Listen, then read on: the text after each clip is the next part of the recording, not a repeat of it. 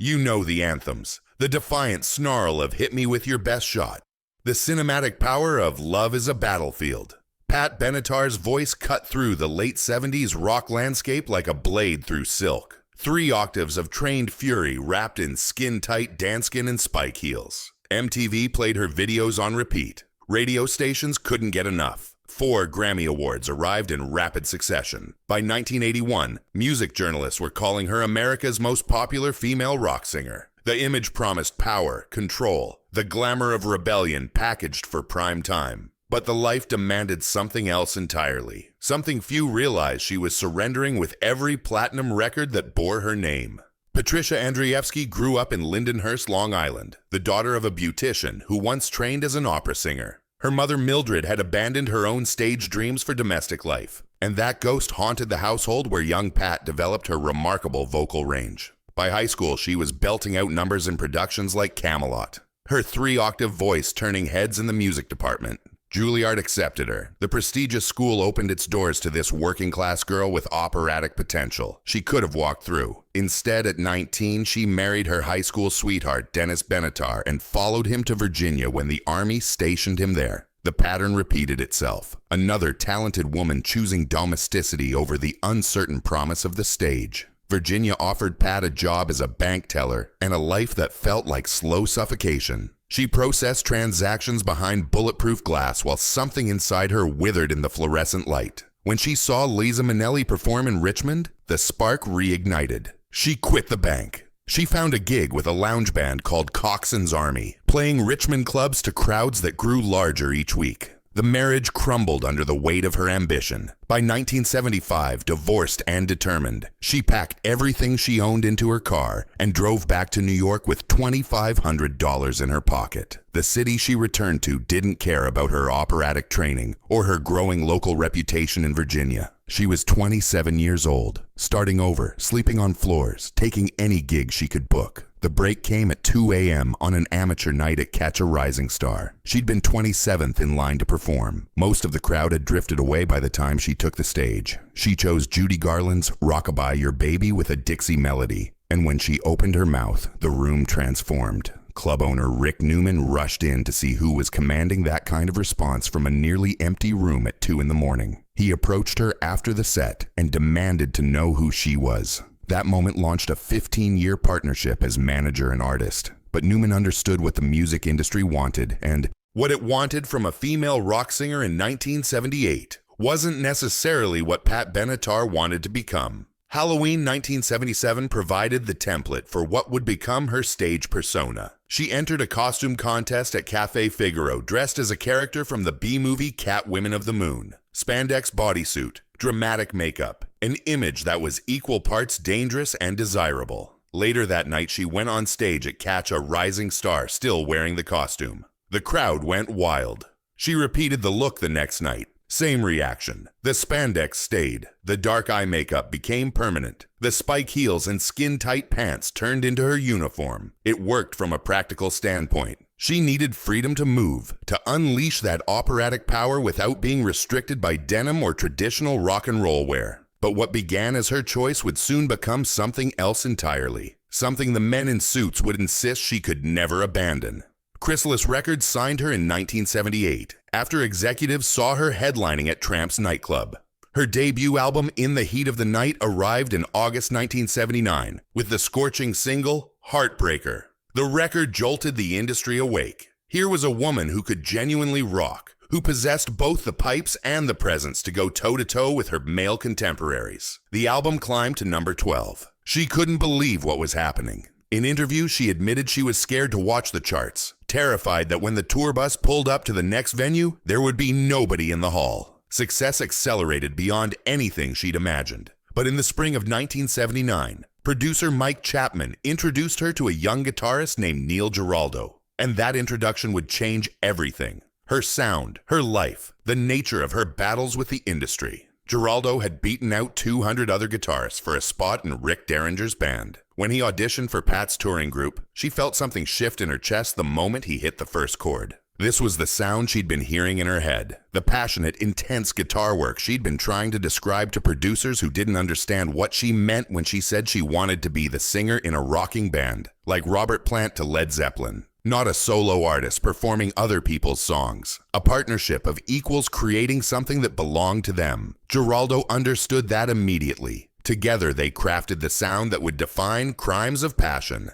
Her 1980 album that rocketed to number 2 on the Billboard chart, Hit Me With Your Best Shot, became an anthem. The world loved what they were building together. Their personal relationship grew as complicated as their creative partnership was electric. But Chrysalis Records had very specific ideas about what Pat Benatar should be. And those ideas centered almost entirely on the image they'd packaged and the sexuality they believed was driving her success. The label demanded an album every 9 months. They pushed outside material when Pat and Neil wanted to write their own songs. Most insidiously, they controlled her appearance with an iron grip. When she tried to change her look, to move away from the spandex and heavy makeup that had become her brand, the resistance was immediate and absolute. For the Get Nervous album in 1982, she conceived a photo shoot in a padded room where she'd look anything but glamorous. A statement about the psychological toll of fame. Label boss Terry Ellis rejected it outright.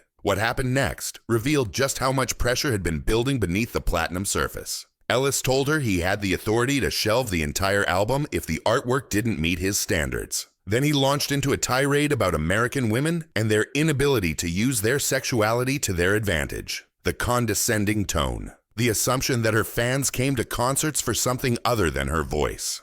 Pat Benatar, who is not a violent person, slapped him right there on Glen Oaks Boulevard in Los Angeles. The argument had moved from the recording studio to the street, and she'd reached her breaking point. Years later, she would write about that moment with a mixture of embarrassment and satisfaction. Embarrassment at losing control. Satisfaction at finally pushing back against a man who seemed incapable of admitting he could be wrong.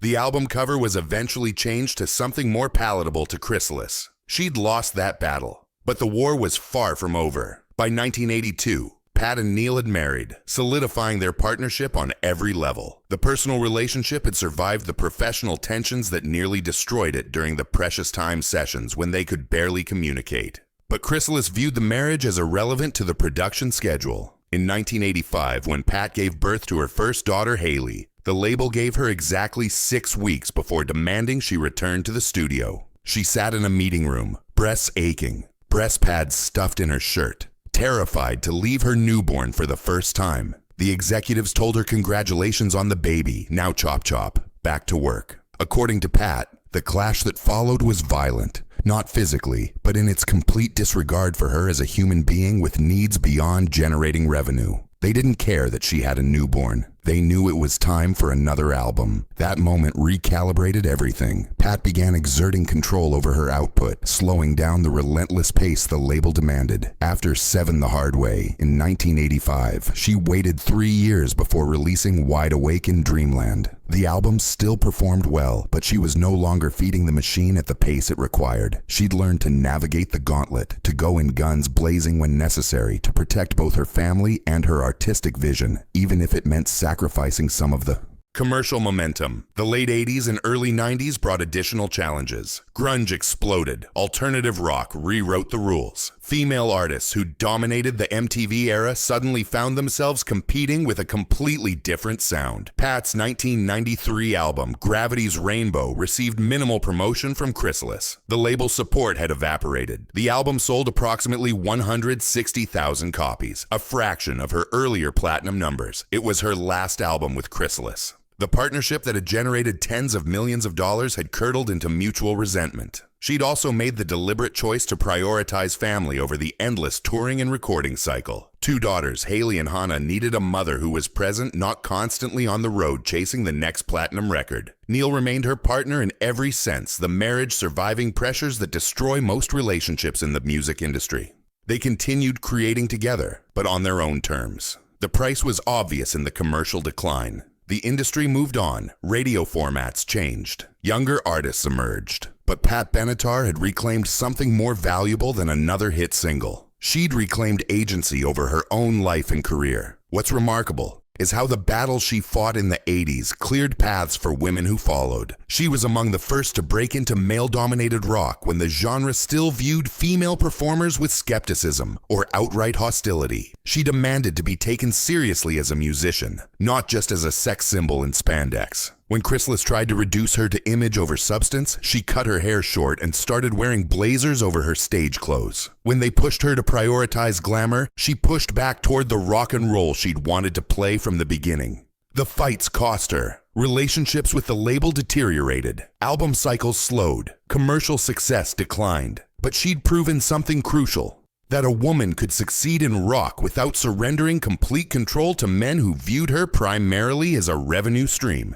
The industry she'd fought throughout the 80s looks almost quaint compared to what female artists face today. Pat herself has noted the irony with a laugh. The amount of criticism she received for what she wore and how she performed seems benign compared to the hypersexualization of contemporary pop music. She was considered controversial for wearing tights and a bodysuit. Today's artists perform in far less, and the commodification of female sexuality has only intensified. Yet something shifted because of the battles she and artists like her fought. The conversation changed. Women in rock became less of an anomaly. The path wasn't easier, but it was at least visible. In 2022, Pat Benatar and Neil Giraldo were inducted into the Rock and Roll Hall of Fame. The recognition came 4 decades after Crimes of Passion dominated the airwaves. 15 top 40 singles. More than 35 million records sold worldwide. 4 Grammy Awards. 10 platinum albums. The statistics tell one story, but the real legacy lives in the moments nobody saw. The slap on Glen Oaks Boulevard. The confrontation 6 weeks after giving birth. The decision to slow down rather than feed the machine. The choice to write her own songs even when the label pushed outside material. Every time she said no when everyone expected yes. Every time she fought for creative control when the men in suits insisted they knew better. Every time she chose long-term artistic integrity over short-term commercial gain. She still tours with Neil. Their partnership is strong as the music they create together. They perform for audiences who know every word to Love is a Battlefield and We Belong, songs that have become part of the cultural soundtrack. But if you listen closely, you can hear something beneath the anthems. The sound of a woman who refused to be reduced to an image, who fought for her voice when the industry tried to control it, who paid the price for autonomy and never regretted the cost. The spandex was her choice until it wasn't. The fight to reclaim that choice, to own her decisions about art and life and career, defines her legacy more than any platinum record ever could. You wear what they tell you until you're strong enough to choose your own clothes. You sing what they want until you've earned the right to write your own songs. You smile for the cameras until you can demand they photograph something real. Pat Benatar learned those lessons in real time, in recording studios and label meetings and street arguments that ended with a slap. The glamour promised freedom. The private cost was the fight to make that freedom real. She won some battles and lost others, but she never stopped fighting. That's the untold story beneath the hits. Not the rebellion the image sold, but the genuine resistance it took to become the artist she'd envisioned since that first night at Catch a Rising Star when she stood on stage at 2 a.m. and showed the world what her voice could do. If stories about artists who fought for control of their own narrative speak to you, who challenged the industry's demand to reduce them to image over substance, then you understand why voices like Pat Benatar's matter. The cost of autonomy, the price of refusing to be packaged, the courage it takes to slap back when the world demands you stay silent and look pretty. Those battles never end, but they're always worth fighting.